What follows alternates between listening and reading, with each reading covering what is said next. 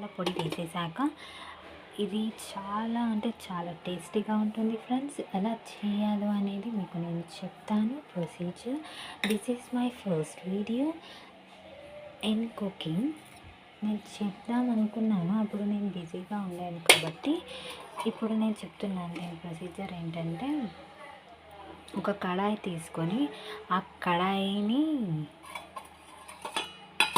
కడాయిలో నూనె పోసి వీటిని బాగా వేయించేసి దీంట్లో చికెన్ మసాలా పొడి వేసి కారం ఉప్పు వేసి బాగా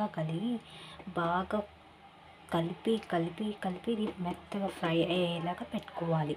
ఆ పెట్టుకోవడం వల్ల మీకు టేస్ట్ అనేది చేదు అనేది ఉండదు. చేదు ఉండదు అనేది అంటే ఉప్పులో నానబెట్టాలి. ఉప్పులో నానబెట్టడం వల్ల చేదు అనేది మొత్తం తీసేస్తుంది. తర్వాత మీరు బాగా దీంట్లో ఫ్రై చేస్తే అసలు కాకరకాయ లాగానే ఉండదు.